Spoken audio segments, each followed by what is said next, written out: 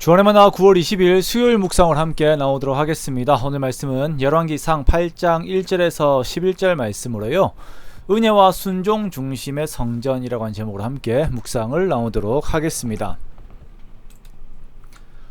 오늘 본문에서는 솔로몬이 성전에 하나님의 언약궤를 이동하여 성전을 완성시키는 장면을 말씀을 하고 있습니다. 우리가 계속적으로 보고 있는 성전 중심의 하나님의 나라를 보면 삶의 가장 중심에 예배가 있음을 보게 됩니다. 예수님께서는 수가성 여인에게 예배 본질에 대한 말씀을 하실 때에 예배는 영과 진리로 드리는 것임에 대한 말씀을 하셨지요.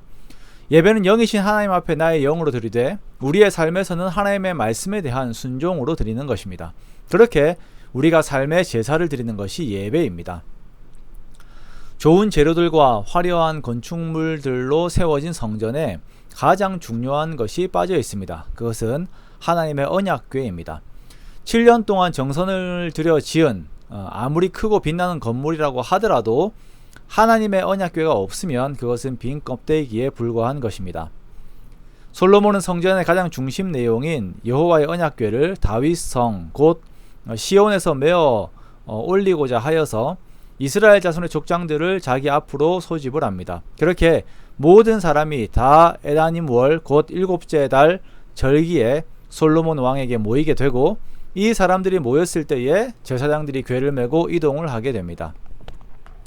여호와의 궤와 회막과 성전 안의 모든 거룩한 기구들을 메고 올라가되 제사장과 레위 사람들이 율법에서 명한 대로 이것들을 메고 올라가게 됩니다. 제사장들이 여호와의 언약궤를 성전의 내소인 지성소 그룹들의 날개 아래에 두게 됩니다. 그리고 제사장들이 성소에서 나올 때에 구름이 여호와의 성전에 가득하게 되어요. 구름이 가득하였다라고 하는 것은 하나님의 임재와 함께 하나님의 영광이 가득하였다라고 하는 의미가 되는 것입니다.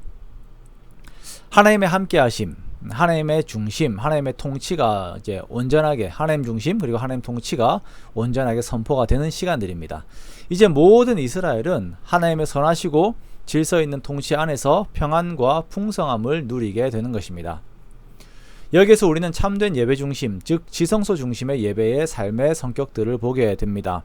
앞에서 말씀을 드렸지만 성전이 아무리 화려해도 그 중심에 언약궤가 없으면 아무것도 아닙니다.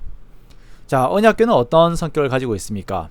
9절에 보니까 그 안에 십계명이 있는 그 두 돌판이 있었다라고 말씀을 하고 있어요.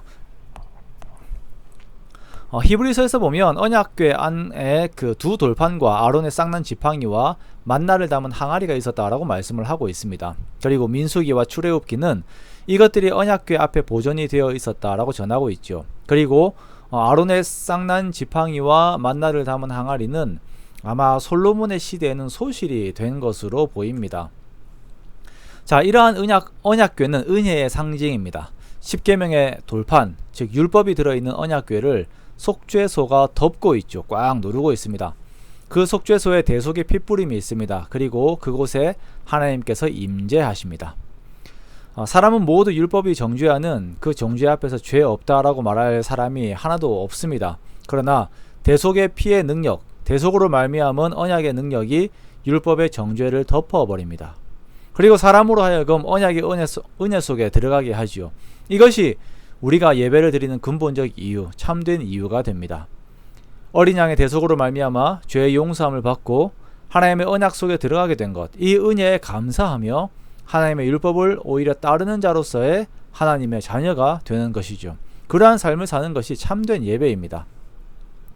이 예배가 중심이 되는 삶에 하나님의 통치 안에서의 축복이 주어지게 됩니다. 그러므로 우리는 항상 예수 그리스도를 말미암은 대속의 은혜에 대한 감사와 고백이 있어야 합니다. 그리고 성령님을 따라 말씀에 순종하고 말씀을 이루려 하는 의지의 삶이 있어야 합니다. 이것이 지성소 중심의 예배입니다. 오늘날 기독교 문화가 많이 화려합니다. 예배당 건물들도 화려하고 영상들도 화려하고 음악들도 상당히 퀄리티가 있습니다. 그러나 그 중심에 반드시 하나님께서 나를 위하여 죽으시고 다시 살아나심에 대한 믿음과 감사와 회개와 순종의 참된 예배가 있어야 합니다. 그렇지 않으면 세상적 화려함이 있는 종교적인 외향에 마음을 빼앗겨서 예수 그리스도가 없이도 형식만 따라 예배를 드렸다라고 해버리는 그러한 껍데기의 결과들이 나오게 됩니다. 그러므로 우리가 항상 나를 향하신 하나님의 마음에 감사하며 영과 진리로 드리는 참된 예배자들이 되기 원합니다.